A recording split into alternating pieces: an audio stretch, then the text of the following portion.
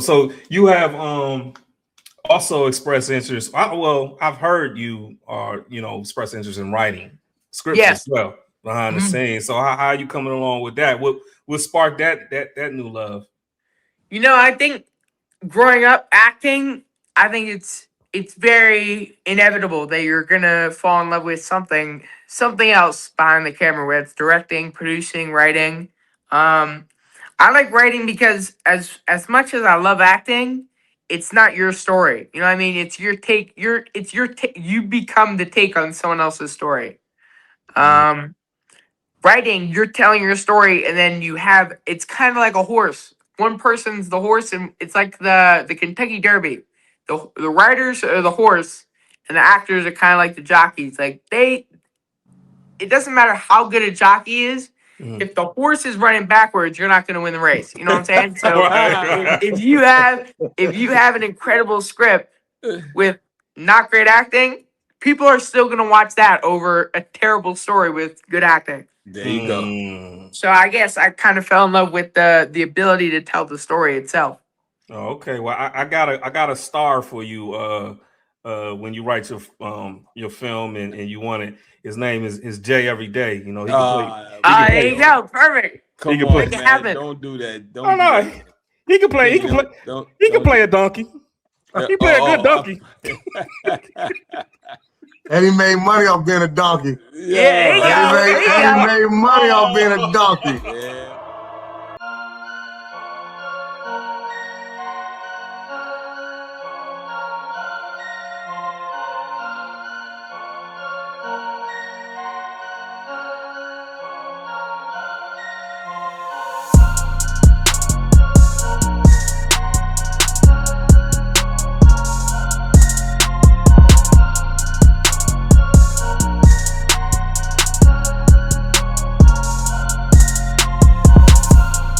Welcome to the PittStop Podcast, man. It's your host today because our boy E got put on restrictions today by his girl. She told him he in timeout. He can't host the show. He can't be a part of the show. Yo! Took his golf clubs and everything, huh? Yeah, took his golf clubs, his golf shirt, his khakis, everything is gone.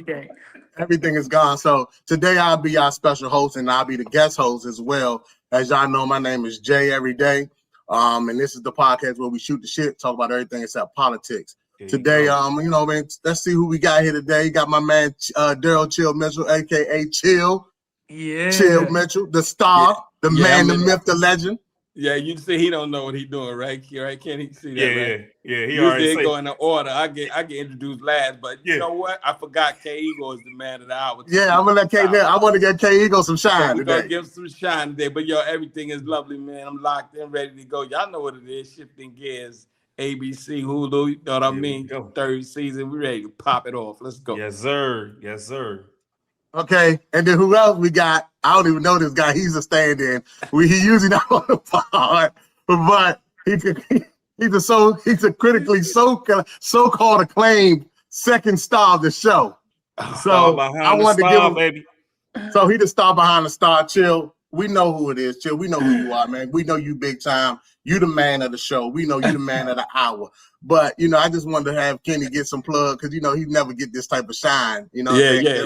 Because I just wanted to make sure he got his flowers while he here. Would you come on with it, man? Come on. I'm just saying. I just want to make sure you got some flowers, man. I'm just going to introduce myself. No, I got it, man. Kenny, shut up. Okay, you should have let me be the host. So Chill, man. How you been, man? We gonna leave this space on there for a minute. Yo, how man, you doing? Everything is gravy, man. I'm just traveling to get to the west side, trying to get ready.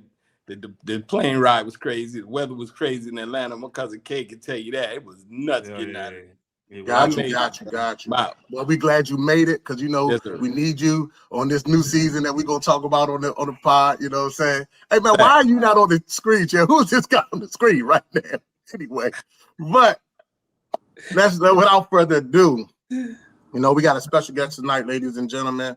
Our guest has shared the screen with some of the biggest names in business, including Michael Douglas, Diane Keaton, John Goodman, Kevin James, Tin Island, Daryl Chill Mitchell, and Cat Dennings, just to name a few. You've seen him in hit films like Love the Coopers, Home Team, The Book of Henry, and So It Goes. If you're a fan of Disney Plus, He was Nick Gaines on the Mighty Ducks. Game changers. Yeah. Hey, his television career has been just exciting with appearances on the Disney Channel, Bizarre Rock, comedy sketches on The Tonight Show, starring Jimmy Fallon, and most recently starring as Carter on the ABC Shifting Gears. But it doesn't stop there, y'all. No, sir. He's more than just acting. Yes, you know sir. He's a talented musician with his voice that makes positive impact. He does writing. He performs original music, including anti-bullying rap, inspired to the audience at charity events, man.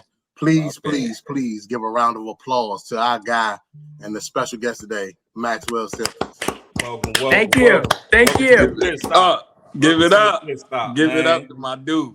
Yeah, man. I gotta jump in real quick, man, because he's a Philadelphia native, man. Yes, sir.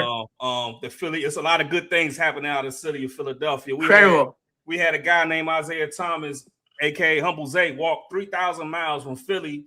I saw that. You saw that. Yep. And he got hit by a car. Still getting going. Yo, never gave up. It still made it. And then LeBron came. Of course. LeBron James came to the Sixers, man. So tell me about the state of Philadelphia. How you feeling about your city and how you feeling about the Sixers, man? What's going on there? I mean, I gotta be honest. Philly is always our time. You know what I mean? Like we always the place to be. Yeah. It just now a lot of more eyes are on us. You know what I mean? Yeah. Like, I feel like always, even when we're not having our moments, Philly's always such an impact-driven city. Like there's always something going on, something to look forward to. But now, I mean, especially with LeBron, we got so many people coming out the woodworks who are like, "Oh, yeah, I love the Sixers." It's like, nah, not really. You weren't there. You weren't there. You know what I mean? You know what I'm gonna do? We gotta go by the birth certificate. If it doesn't say Philadelphia, Pennsylvania birth certificate, you can't be a Sixers fan. So here we go, Jay. I like that. I'm about to say, like, what about if you resided there for a certain amount of years? Like if it's 10 years or more. That's true. You know what I mean? I'm just saying. So I know that you talked about the Sixers, Kenny, and congratulations to you and LeBron going there, but we in the middle of getting ready for the football season, man. And I know you're a Eagles fan. I'm looking forward to kicking y'all ass as a Cowboy fan. Ooh. But I don't know about that. You're gonna have a rough time this year. I'll tell you that much. I do want to ask you this though. I heard that you went to the game with Wallow and Gilly. Yes. You got to tell me how was that experience? That was great. Of course, I knew who both of them is. Of course, just being from Philly, they're like legends. So the second week, it was I think it was either November. Yeah, it was either January or November. I'm blanking.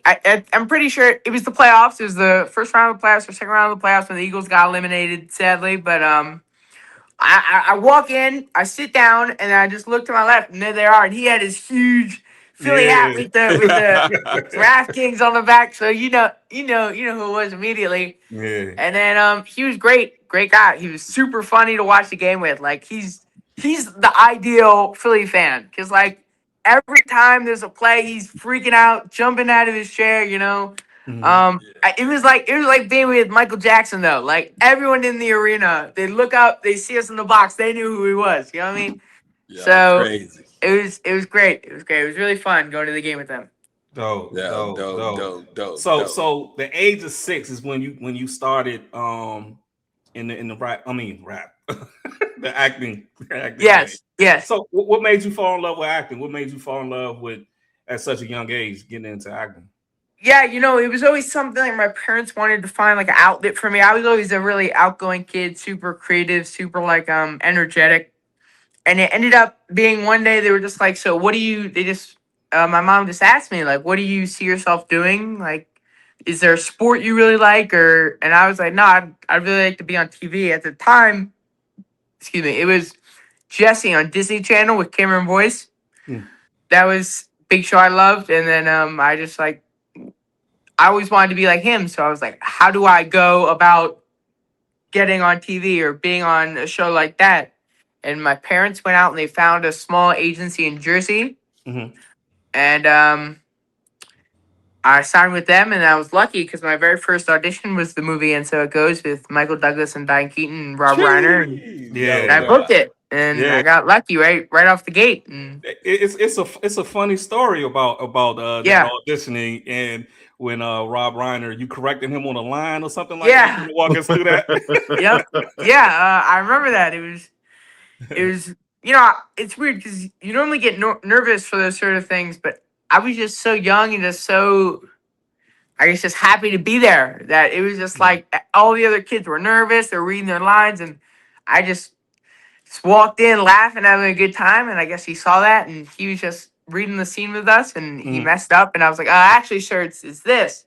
He loved it. He was like, I like this kid. So that's one thing. That's one thing Chill always told us. He say, know your lines before you. 100%. 100%. Even at the auditioning, know your lines. Yo, this dude, he breaking. He's one of them that bust you up. We had read through like the first day. You can depend on him. Thank you so much. It's just the energy. You know what I mean? He's trying to give you all his energy. So even when he mess up, we be cool with it because we know he giving it his all. Right. Thank you so much. That's very kind. You be rocking, man. You be rocking. Thank you so much. So at a young age, though, working with them vets, you know what I'm saying? Like, like a Rob Reiner, and rest in peace to him. But like the 100%. Michael Douglas and the Diane Keaton, like in that movie at 6 and working with them in that like, because I believe I heard you say that in the industry, they say the two hardest people or hardest things to work with a people that's kids, and then and animals. So that's the two hardest things to work with in the industry. So with that being said, how did you gravitate to them? How did they gravitate to you? What made it just so easy? And did you feel like they just took you in under their wings and just kind of guided you through this through the process? 100%. 100%. I think a huge thing was, like I said, I was so little, I didn't understand the pressure or the amount of weight everything held. So I was just having fun. It wasn't about how am I gonna network on set or how am I gonna do these things. It was just about going, having a fun time and making memories. And I think that's what really made it so fun and such something that I wanted to do for the rest of my life. And all those people you named were so kind, and they're all masters at their craft, and I guess they all just help me learn the little things so young. And I think that's what really formed me into the love of acting that I have today. And just to I'm jumping time here, but I'm just thinking about the show shifting gears, and I'm looking at the co-stars. You got Tim Allen, Kat Dennings, Sean William Scott, Daryl Chill Mitchell. This is collectively like so many years of acting, being in the industry. What are some gems that they share with you? Like, what would like just being a fly on the wall? Just want to know, like, what's some 100%. It's weird because every person you work with in your whole life, I promise you, Chill will tell you the same thing. Probably, I hope. Every person you work with teaches you something different that you'd never expect. That you learn from everyone. Like, perfect example, Chill, he helps me so much with timing. I tend to rush through things. He's a master at being able to find the perfect moment, how long you wait. Because people think comedy is something you're either born with or like you can learn. It's really something that takes a lot of time to learn and to master, rather. So Chill's always helped me with timing and making sure, I'll ask him sometimes. I'll be like, what do you think on this? And he'll give me his opinion, and it's always normally right. So it's great to ask him. No, because I tell him all the time, I'm like, yo, Max, you got 2 laughs in 1 joke. Yeah. Because I tell him, take a beat. And then, because, now he did something like, he backed out the room one day, holding, like he holding his brain and bumped into the wall. We was dead. And he did, because he did it on purpose, but nobody knew. I knew. So I'm like, he just find little bits, man. And it's just like, that's what I'm like, bro. But I'll be like, I see it. And I'll be like, dude, you got 2 laughs in 1 joke, because he'll roll, and he just roll with the punches, man. Thank you so much. This dude here, man. Thank you so much. But I've learned from you too. Don't trip. No. Thank you. That's very kind. I do, man. I pay attention, man. I'm like, okay, he did something. He done flipped it up on us. Yeah. All right. Thank you so much. Back. So Hey Max, I'm a big fan. I was a big fan of the Mighty Ducks growing up, man. And I see that you was in the Mighty Ducks Game Changer. So how did that come across your table? Well, it was really perfect timing, because it was right before COVID. I got the audition. It was the end of 2019, beginning of 2020 is when we started doing the whole auditioning phase, and that one was cool because my brother had just been playing hockey. So my brother had just started playing hockey a few months prior, so I'd been getting comfortable on the ice. So when they were like, "Yo, can you skate?" I was able to say, "Yeah, kinda," and not lie. You know what I mean? So so that was good. And then actually that was a funny role because when I went to test for it, originally with something about the dates or the contract, they told me I didn't get it originally. And then later on, like a day later, they came back and were like, "Oh, we can work it out, blah blah blah," and I got the role. And then that's why I was late to. They had everyone. We shot the pilot actually right before COVID started in the beginning of 2020, and then we shot the pilot, the first episode, and everyone had been up there already for like hockey training, I guess. They put us through like a boot camp. So everyone else had been already up there for like 3-4 days, and then I joined a little later because it didn't go through until a few days later. So then I showed up, we shot the first episode, then COVID hit, so then we didn't know what was going to happen. Then we waited like 4 or 5 months through like the first block of COVID. Then we came back and we shot actually in Vancouver during 2020 when, everyone else was still on lockdown. So I was lucky to, still be working. And then, yeah. Yo, wow. This is a crazy thing. So, God bless him. Me and Malcolm Jamal Warner had a sitcom called Here and Now. Yes.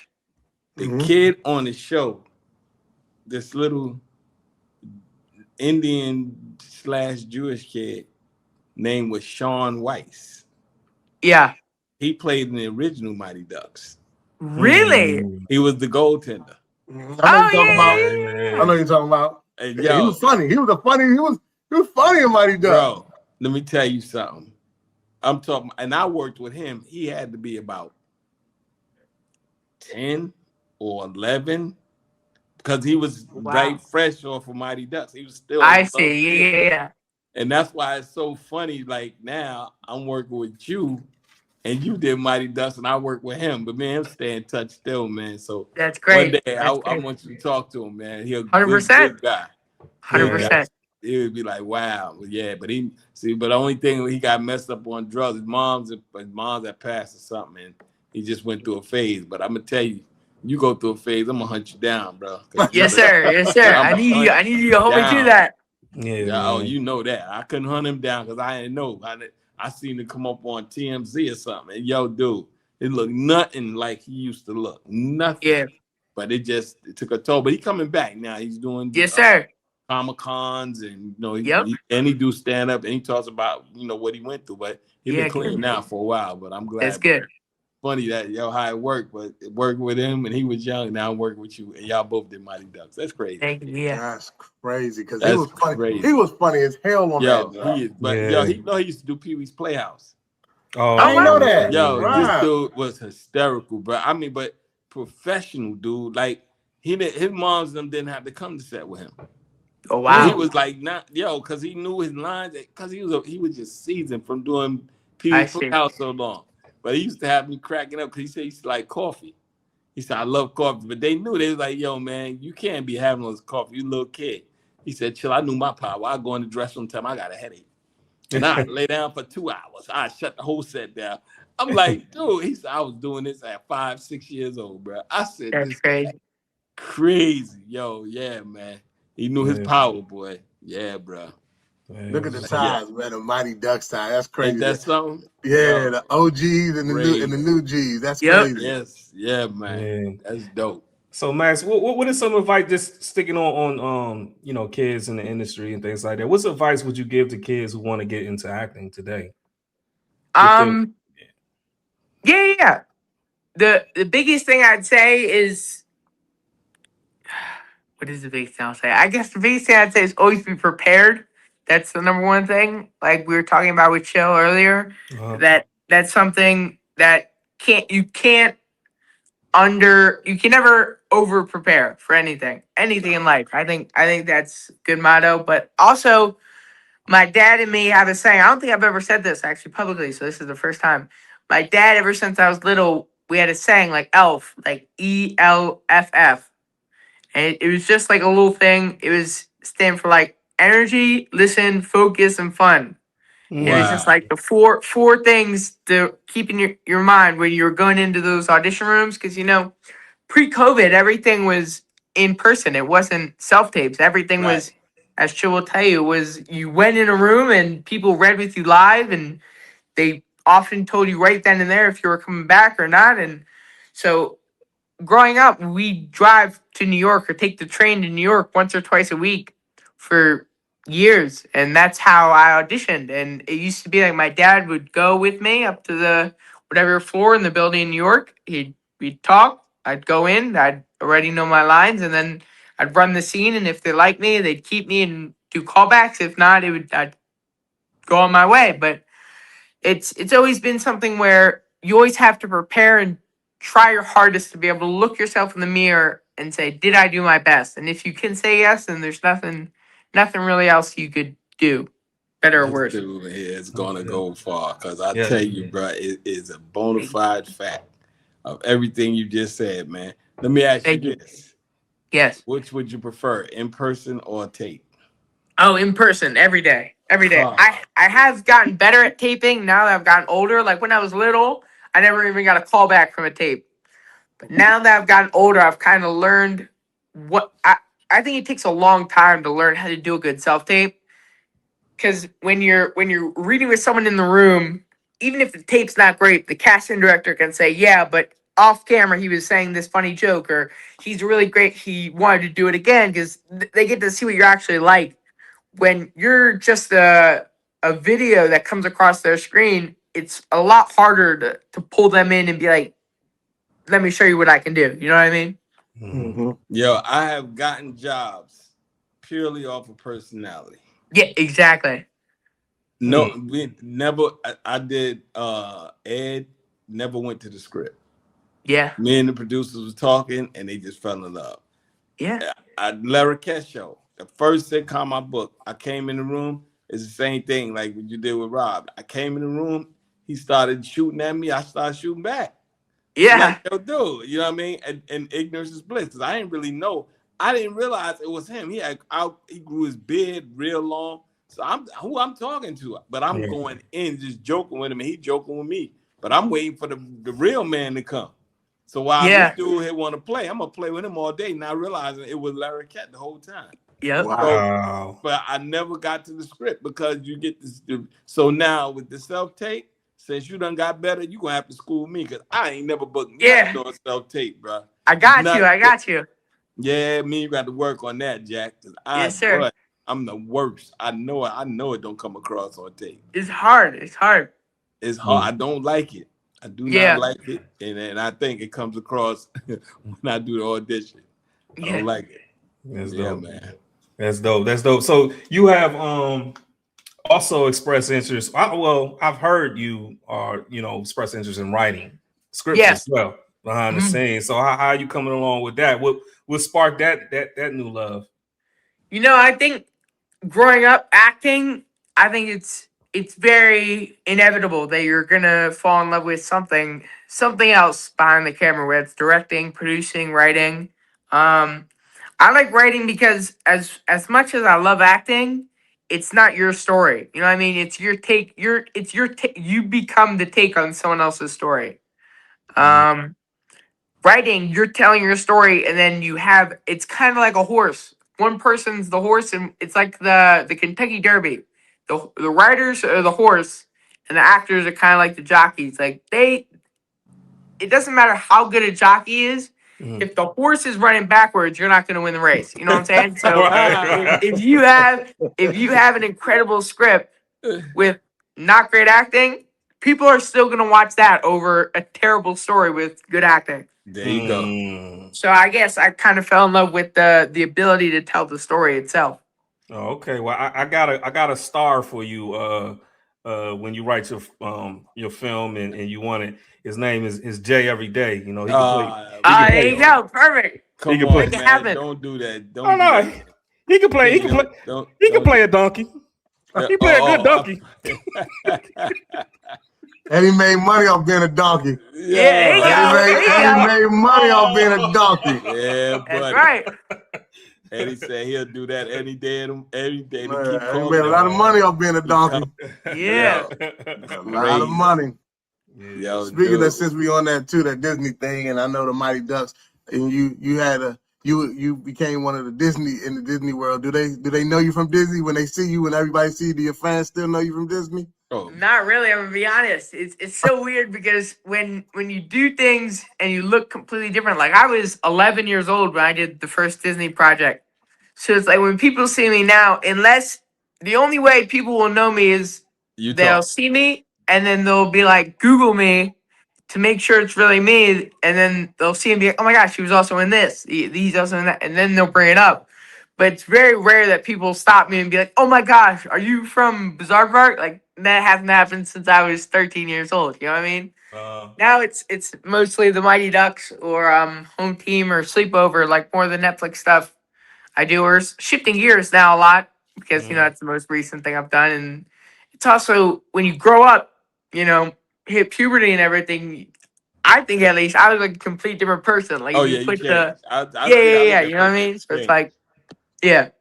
Yeah, I told my daughter we was interviewing today. She said, "Oh, I know him from Kim Possible." Like, that's another. Yeah, one. there you go. Yeah. So, okay, that's dope. That's dope. Speaking of that, though, because like you said, you started out when you was 6. Yeah. And and I know you're about 19, 20 now, and in that age bracket, the longevity, that's almost 20 years in the game as starting at 6. How have you been able to keep that longevity or keep, getting these jobs? Because we do see a lot of times where when you start off as a young star or a young phenom or just a young actor, and then when the well kind of runs dry in between, like you said, puberty, things like that, we don't see them no more. Like even in the music industry. So how have you been able to reinvent yourself, stay relevant, continue to get these roles? Yeah, thank you. It's really been a lot of, never being set or never being just with what you get. It's like you always have to want more. You know what I mean? You can, like, I just wrapped the new Scooby-Doo show on Netflix. Oh, okay. I just did that during our off season, and it was kind of like a moment where it's like you always get these great opportunities, but you always have to be grateful for them, but you also have to go, what's next? You know what I mean? You can never be you can never be comfortable with your success, if that makes sense. You know what I mean? It's kind of a blessing and a curse. You can never be fully, you're always grateful, but you can never be like, this is what I did and it's enough. You have to be like, this is what I did, but what's next? What's the next stepping stone I can do? You know what I mean? There you go. There you go. Yeah. You sitting there dropping jewels like he been. Thank you. Right. Wow, I'm learning stuff about this cat daddy. Thank you. That's crazy. He's a vet already, man. Man. So let me tell you my Max story. So, all right, here. I'm going through my IG. I'm flipping. So, I'm running across, and now I don't be looking at kids' IG. That's creepy, but. It just keep popping up with these pictures of him and Jordan, Michael Jordan. Why is this dude? So I know Mike personally as well. So I'm like, hold up. I look, it's a picture of him smaller, and every other picture I look is different, and he either a little taller or I'm hair change, and I'm like, wait a minute, this dude is around Mike more than I know. So I'm still paying attention. So I was like, yo, hold up. Let me follow this dude. Cause ain't no Mike. It got something going on because I'm too old to be watching Disney. Yo, so I follow him, boom, boom, boom. The next thing you know, we come to table read. Who in the room but him? I'm like, dude, I just followed you on IG. Where you come from? Yo, then I started looking and I realized, I said, this dude here is a vet. But his father and Mike went to college together. They were roommates. Okay. Oh, wow. So Mike is like his uncle / goddaddy / you know what I mean? Oh, that's yeah. So every time I look around Mike with these different size, this height, another height. I'm like, this dude here around Mike a lot. And come to find out, that's why him and his dad tight like glue, bro. Yeah, there you go. Man, that's what's up, man. Wasn't your father there? Was your father at the race when Mike won they car won the race? Oh, any of them? Oh yeah, the NASCAR race a few months ago. Yeah, I was there. I was there with him too. Yep, he go to NASCAR. Yep. Yeah. So you plugged in. Yes, sir. Yes, sir. You got all the Jordans. Yeah, we need the Jordans. We need the Jordans. Yeah, believe it. We need some Jordans. Yes, sir. Yeah, he get the joints. He get them for everybody else. Get them. He got. Yeah, man. We try to get it. I just need a pair of patent levels, a pair of threes. I don't need a lot. I don't need a lot. Back to I see what I can do. That means. Yeah. One thing I wanted to talk about too. I know you said that you like to write and everything like that. I know Kenny brought that up and everything like that. I wanted to ask you because I did see I did see something that said that you a dyslexic or what. Yeah. Okay, so and I know that can be kind of tough. You know what I'm saying? Yeah. Being able to read the way and if you could explain what dyslexia is, you know what I mean, and then what it does for you and how hard it is and how you've been able to be resilient and being able to get past that as you master your craft. Thank you. Yeah. I'm the type of dyslexic where, so a lot of people think dyslexic is like the common case of dyslexia is where like you read letters like upside down. I don't know if that's not factual for everyone, but I don't know if that's like extreme cases. I have it where my brain doesn't process what I read. So when I'm reading, I can't read a book for a long period of time without rereading things because I'll read it and my brain won't pick up on the information that I just read. So sometimes it will take other forms of doing things like with scripts, either listening to them or writing them out or other ways like that really help me learn things and understand them better. Gotcha. Yeah, well, maybe I'm dyslexic because I do all that. Yeah. I'll read it, so I listen to it, and then I'll write the word, especially if it's a word that it sounds different than what how it's spelled. So I'll write it how it sounds to me. You know what I mean? Because I can't, and then I can read and I know what the word it sound like.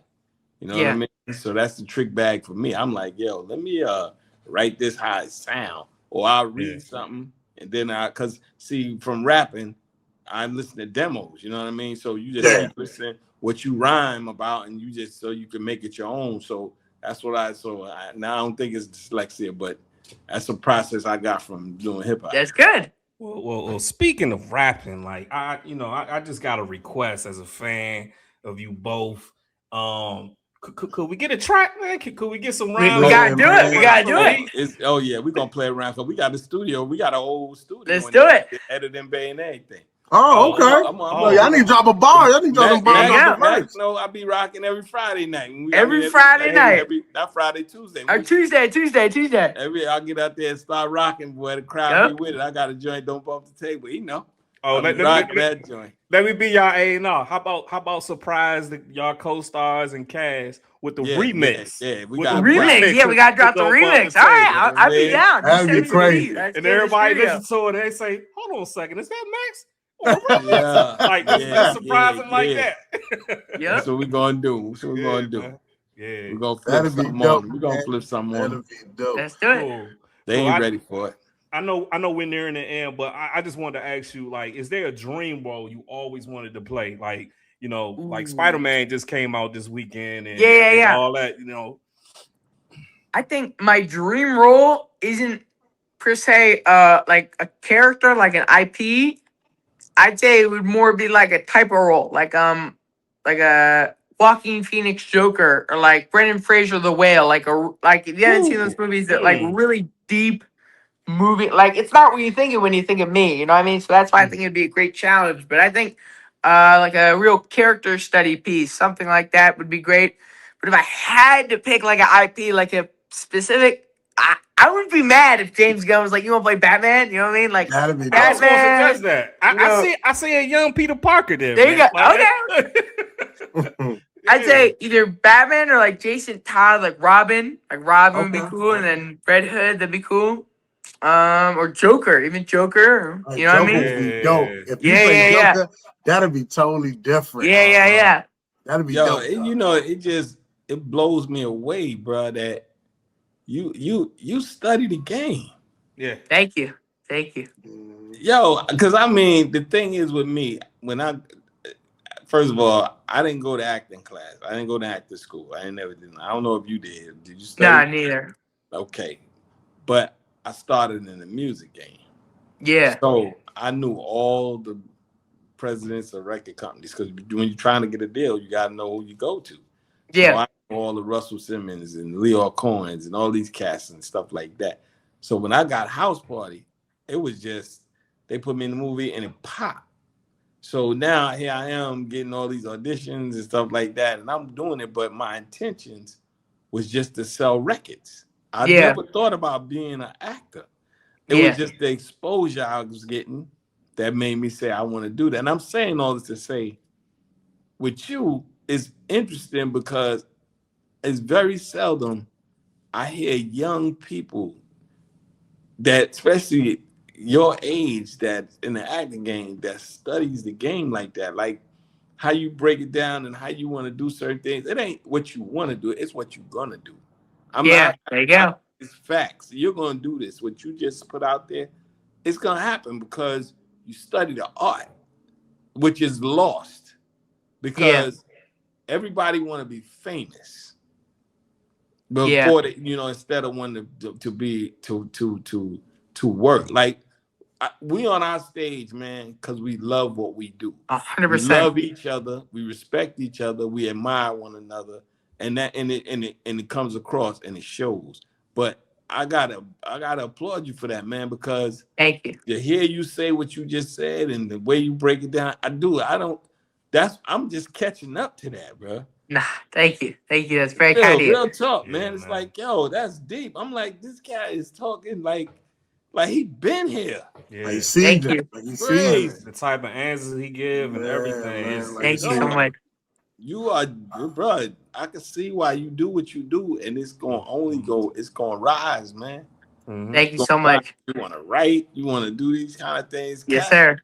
They ain't trying to write. They just trying to be an influencer in your age and be famous. That's it. Yeah. But then when the fame come and they hadn't done the work, that's where they start explode. They start imploding because all this is coming at them. And nobody groomed them, and they didn't walk the walk. You know what I mean? Yeah. So you, man, bro, I applaud you for that, man. Thank you so much. It's very kind of you.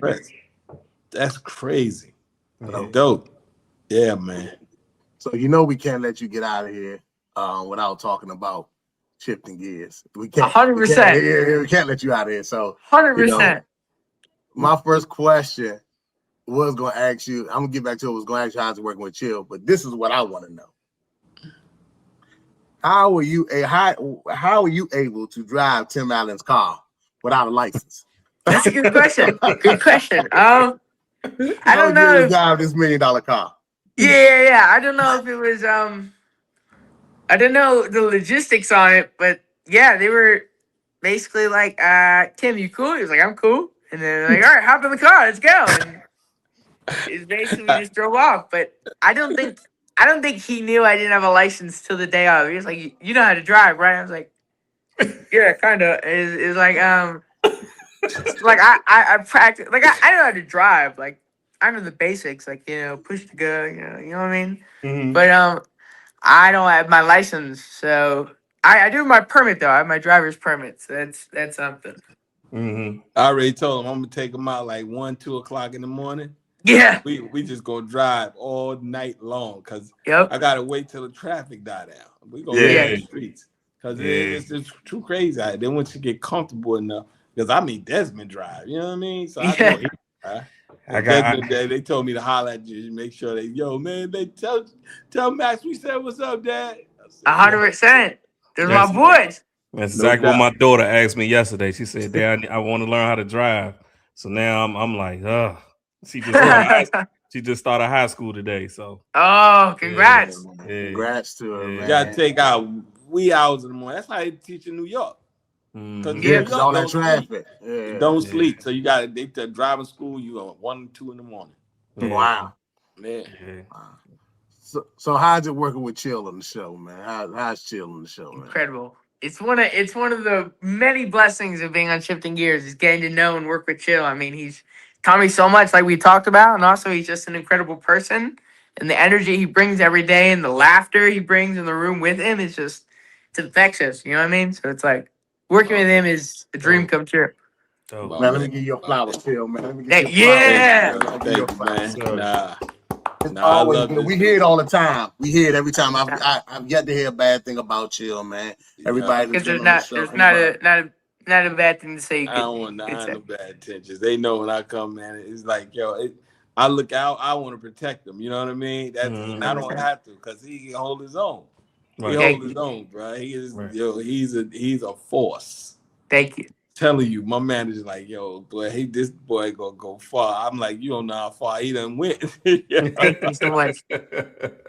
So what's your favorite show so far of Shifting Gears, or what's your favorite episode, or what was your favorite line, whatever, about Shifting Gears? What was one thing that sticks out to you till this day? My favorite episode, I really like the season 1. We did the one where Tim took the pot gummies. That was really funny. I like that one.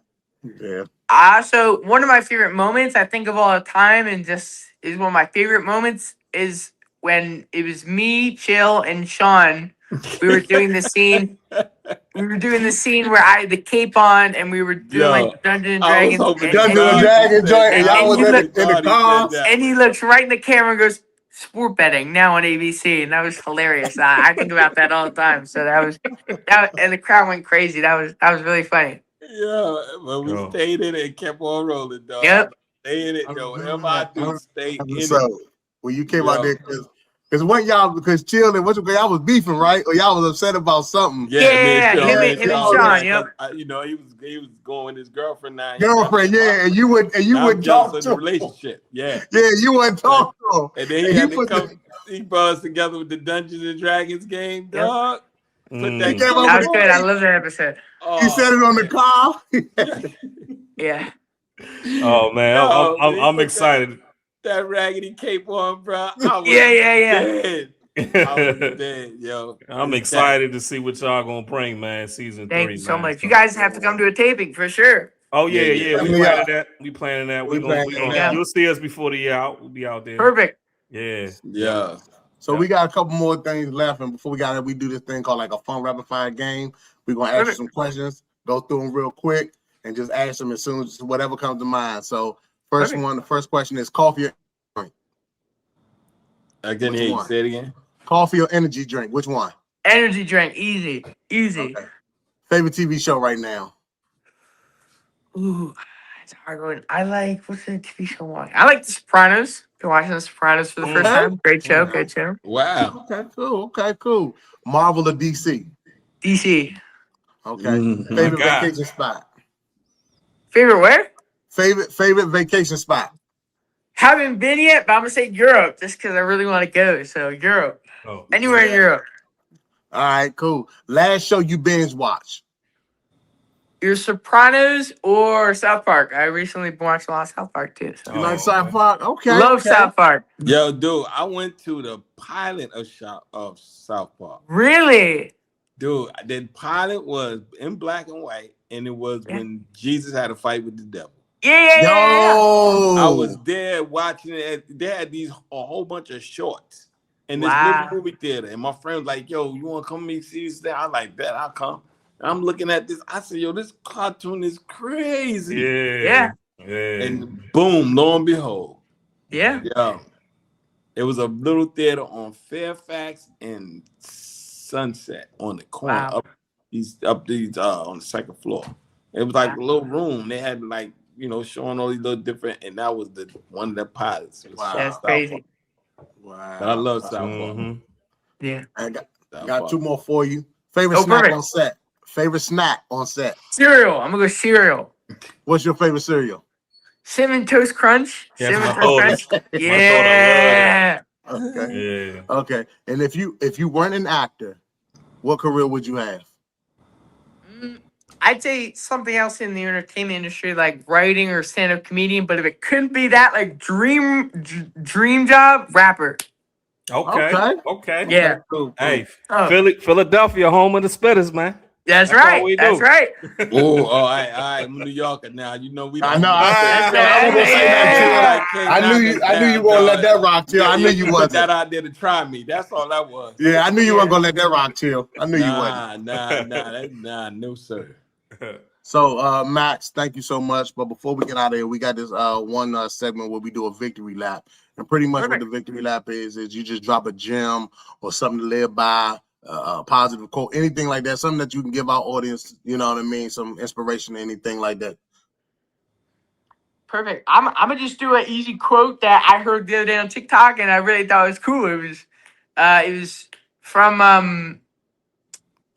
was from Leonardo DiCaprio, and he was saying, like, when you're doing things, like, I guess it's really for film, but you can kind of take it with whatever craft you do, and it's pain is temporary, film is forever. So I guess that's with whatever you do, though. If you play soccer, basketball, football, that one game, that outcome will last forever. So the pain of getting there is temporary, but the outcome or the actual game or the actual thing you do is forever. You know what I mean? So that's deep.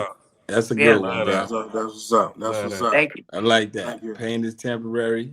The outcome is forever. That's right. Hey, that's true. Ladies and gentlemen, I like it. So Maxwell Simkins, man. Yeah, man. Maxwell, thank you again, brother. We Thank really you so much for having me. Thank you. Thank you so much. My dude. And you listen, you can always come back. Just let us know. Let's do it. We'll have to do it at the end of the season. Come back. Absolutely. Yeah, definitely. We're gonna come see the set, man, real soon. Perfect. Man. So yeah. We'll do an IRL pit stop. Here we go. Yeah, right. Cool. So, hey, Kenny, man, great show, fellas. Appreciate y'all. Where can they find us at, Kenny? You can find us at Apple, YouTube, and Spotify at the PittStop Podcast. Make sure you guys like, subscribe, and comment to our YouTube channel. We really pushing that YouTube, so subscribe for us. Good content coming, great guests, and we're gonna keep giving it to y'all, man. So follow us on YouTube, Apple, and Spotify at the PittStop Podcast. Number one in the books, baby. PittStop Podcast. We out here. What's up? I'm Maxwell Simkins, and this is the PittStop Podcast. That's what I want.